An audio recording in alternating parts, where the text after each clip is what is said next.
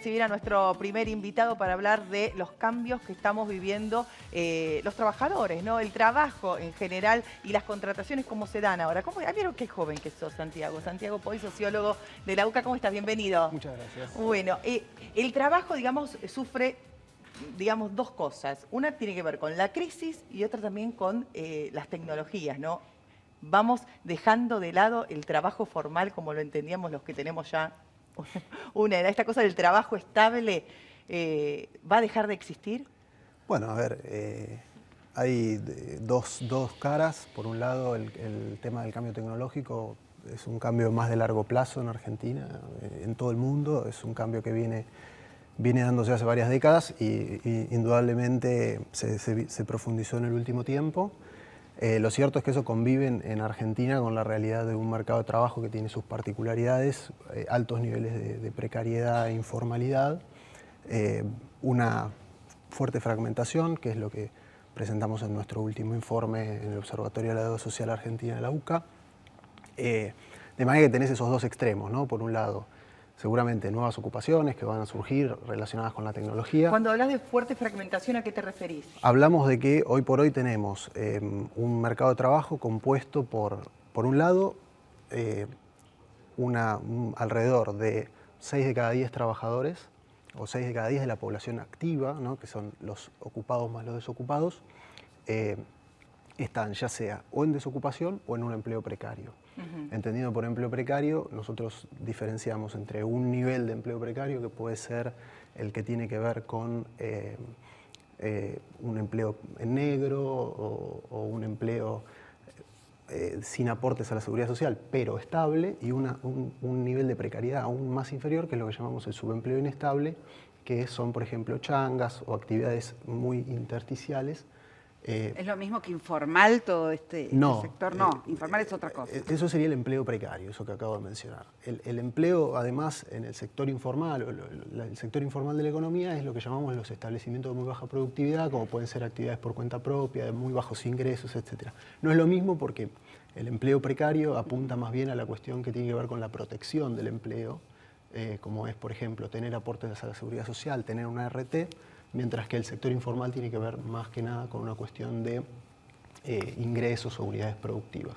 Por eso el mapa del empleo, la fragmentación tiene mucho que ver con la incidencia elevada que hoy tiene la precariedad del desempleo en Argentina, que, como te decía, de 10 trabajadores, 6 de cada 10 son o desocupados o precarios. Es decir, a eso me refiero cuando hablo de fragmentación.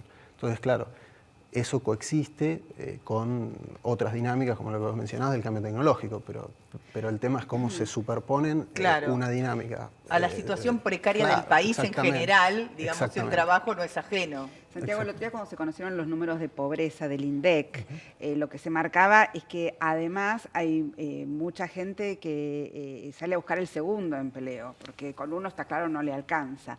Y cuando se le preguntan le dicen que no encuentran, aunque tienen un trabajo posiblemente precario. ¿Cómo contabilizan ustedes eso?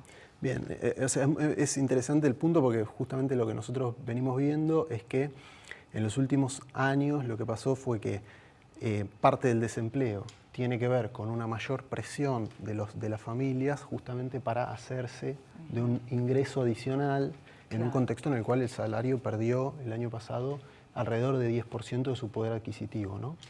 Entonces, una parte de esta nueva precariedad o de la mayor informalidad tiene que ver justamente con unas propias estrategias que desarrollan las familias para proveerse un ingreso adicional.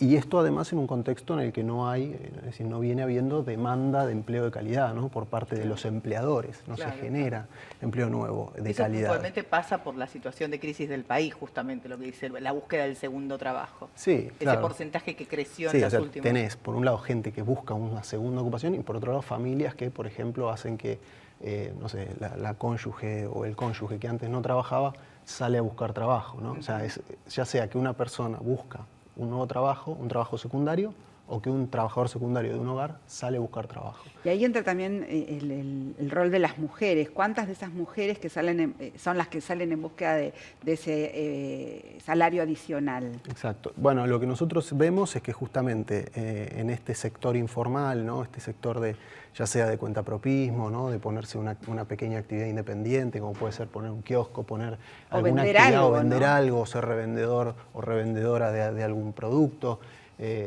Estos rasgos arquetípicos del sector informal, las mujeres tienen una probabilidad mucho más grande que los varones de estar, y eso te explica, bueno, eso en parte te lo explica justamente todo lo que estás mencionando, que es que hay una mayor necesidad y que muchas veces las mujeres que antes quizás tenían una menor participación en el mercado de trabajo remunerado, se ven obligadas o bueno, necesitan para sostener los En ingresos general, familiares, las ¿no? mujeres se acomodan mejor a situaciones de crisis. O sea, me da la sensación que ante la pérdida de un empleo formal y la imposibilidad de ingresar nuevamente al mercado laboral formal, me parece que la mujer dentro de todo encuentra... Y sí, vos fíjate que en Argentina los datos que se manejan, ¿no? que permiten hacer algunos análisis de los años 70, por ejemplo, te muestran justamente eso. La primera...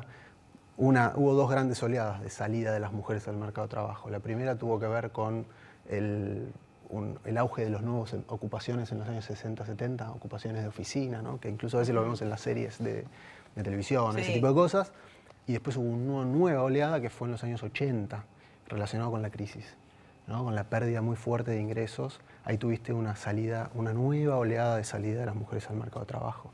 Entonces, indudablemente, sí, como vos decís, o sea, las mujeres han jugado un papel muy reactivo, ¿no? En ese sentido ante las crisis, ¿no? Claro. Y después tenemos a los jóvenes que están arrancando, buscando incluso o formándose para lo que va a ser su profesión, su trabajo, y en muchos casos están desarrollando carreras que por ahí ni existen como profesión cuando ellos se reciben, ¿no? Y hay una no formación para las carreras del futuro que todavía por ahí no sabemos ni cuáles son. Entonces digo, hay como... Bueno, sí, o sea, con los jóvenes un poco se te repite, yo siempre digo que un poco los jóvenes son la manera de, vos podés mirar la sociedad que tenés y la sociedad que se va a construir mirando a los jóvenes. Y en parte los jóvenes te reproducen esta imagen justamente de fragmentación que nosotros desde el observatorio tratamos de poner de manifiesto, porque tenés, por un lado, lo que vos mencionás, ¿no? Una parte de los jóvenes estudiando carreras impensadas hace... Son los que unas tienen décadas, acceso a la universidad, y por que está otro claro lado que son los tenés menos. que 1 de cada 4 no terminó la escuela secundaria.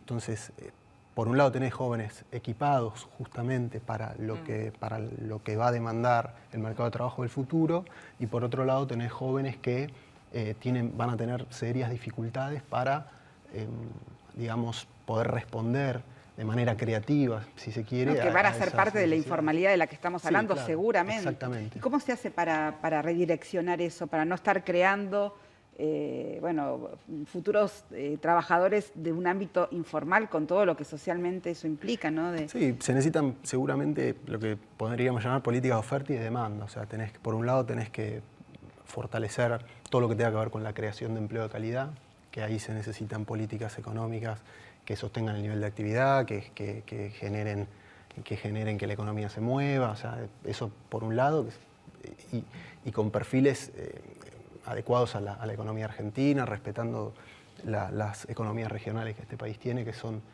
realidades absolutamente distintas a veces a lo que vivimos en el área metropolitana. Sí, a veces nosotros analizamos desde la Por eso, ciudad claro, y hay muchas argentinas. Sí, y también política de oferta, o sea, cómo hacer para que esos jóvenes que por ahí tienen dificultades para terminar la secundaria, ya sea porque tienen responsabilidades familiares o responsabilidades económicas, puedan terminar, ¿no? Puedan cumplir ese nivel. O sea, se necesita, no es sencillo, porque necesitas a veces por ambos lados. Es formarlos en un oficio, ¿no? Porque tampoco la única alternativa es la universidad para todo el mundo, si además lo que necesitan es una salida inmediata de trabajo. Y eso tampoco el Estado lo está desarrollando, me parece, previendo. No, a ver, hay políticas puntuales de formación técnica, etcétera, pero bueno, también es cierto que tenés, como te decía, una parte importante de los jóvenes que están desligados. O sea, como yo te decía, que hay 1 de cada 4 que no tiene el título secundario, después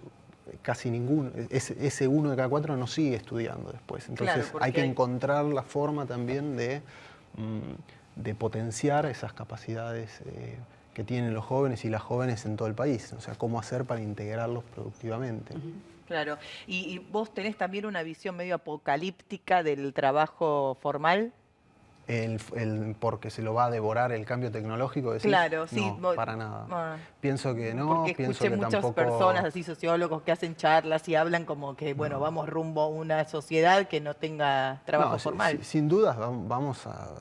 Lo que sí estamos viendo es que el trabajo que se crea en Argentina en el último tiempo está bastante lejos de lo que era la aspiración hace unas décadas de un empleo, lo que llamábamos el empleo típico, ¿no? Claro. Un empleo regular, una cantidad de horas estable que permitía combinar descanso con trabajo y que además te daba protección social. Eso indudablemente no pasa. Pero bueno, también es cierto que sigue siendo la parte mayoritaria del empleo sigue siendo esa. Entonces, el tema no está tanto en si va a desaparecer. El empleo tal como lo conocemos seguramente va a cambiar, pero el tema es que siga garantizando, que siga siendo un vector de integración social. O sea, que el empleo que surja te permita participar de forma integrada y en condiciones de bienestar en la sociedad en la que estamos. Ya del progreso ni hablamos, ¿viste? Porque antes era que te permita progresar, ya es como una ambición. Yo creo que es algo que cabe esperar, o sea, deberíamos poder esperar eso. O sea, Sí. pero me parece que la pregunta no está tanto en cómo va a ser el trabajo del futuro, sino cómo vamos a hacer para que ese trabajo del futuro, que no sabemos bien cuándo va a llegar, permita, o sea, un vector de integración social, permita la integración social como lo fue el trabajo en su momento, y que hoy por hoy en Argentina no lo está haciendo, y no por el cambio tecnológico, sino porque la economía genera una amplia mayoría de ocupaciones de muy baja calidad. Claro, hoy en esta Argentina que vivimos, el que tiene trabajo tiene que estar así agarrado de alguna manera para evitar salir de ese lugar de formalidad. Lamentablemente esto es así. Hace poco se viralizó un video justamente hablando de, esto pasó en Estados Unidos, pero se viralizó en el mundo un video de un hombre hablando de la cantidad de tiempo que estamos en el trabajo y esta cosa ¿te lo viste? Trabajar para vivir o vivir para trabajar y son muchos, la verdad que son muchos años, la mayor parte de tu vida estás en tu trabajo, estás trabajando. Y bueno, y eso se te va la vida, ¿no?